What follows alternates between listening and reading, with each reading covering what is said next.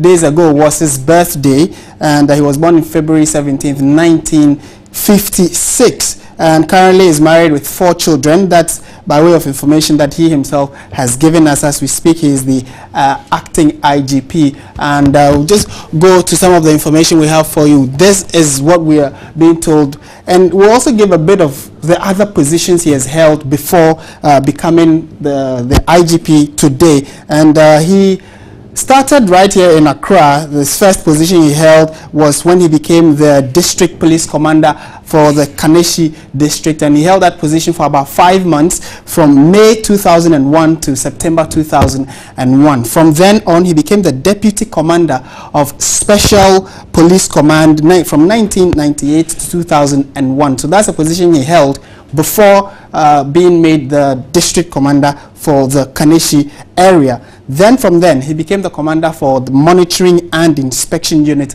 of the Ghana Police Service between the years 2002 to 2005. He then was moved to the Tema region to become the Tema Regional Police Command. You know, at the point when you say Greater Accra Police, it will look like just Greater Accra and Tema, but actually there is a separation. So we have the Tema Regional Command and then the Accra Regional Command. So he was head of the Tema Regional Police Command between the years of June 2007 and May 2009. It was from then that he became the Director General of the Police Operations and at the police headquarters, also between May 2009 to September 2015, when he became from then on, he became the acting IGP.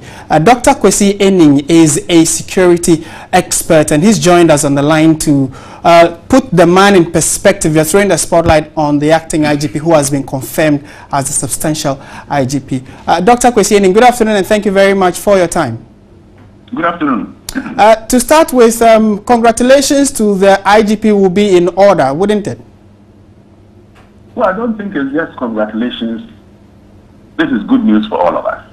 It's good news for the country in terms of its experience, its exposure, the little tangible things that he's done, and the plans that he has to ensuring the security of this nation. So I think it's very good news. You have monitored Ghana's security landscape for several years now, and the IGP, we're told, has had close to 20 years experience on the field. What do you think he brings on board as Ghana's Inspector General of Police? Well, I think Mr. Kudalor brings several things on board in terms of his experience, but even more importantly, in terms of the innovation that he brings with that experience. He's gotten a firm grasp on the types of threats that we face in Ghana located within the broader West African challenges. He seems to understand, or he does understand, the problems heading into elections in 2016 and has already formed a security task force. He's established his political units, and I think I have suggested to some of his team that due to the sensitivities around the word political, we should use the word, or suggested to him the word threat assessment unit or vulnerability assessment unit. So if you look at his skill set with respect to training and then all these little things he's done, but of course, even more importantly is that he's banned or he's warned that he won't tolerate politically aligned security firms or companies or groups. Now, this shows them an individual who has thought through what he wants to achieve and has the professional temerity and gravitas to want to apply the law both ways, irrespective of who the law affects. So for me, I think it's a very interesting thing. Ghana has been seen generally as a peace-loving nation, and we do not have much of a problem when it comes to peace and security. What do you think would be his major challenge in maintaining what has been termed the peace and security we've enjoyed in the last few years? Well, the security we've enjoyed is also being threatened by some developments in the last couple of weeks. One is the rising tension between communities and religious groups. The second relates to small arms. The third relates to the way in which we are handling the pastoralist peasant farmers problem, that if we handle it wrongly, might lead to possible issues around victimhood, dispossession, and exclusion. And I think the recent command by one of the senior officers that when Fulanis head their cattle towards them, they should be gunned down, I think it's most unfortunate. And those are the heavy issues that will be on his table right now.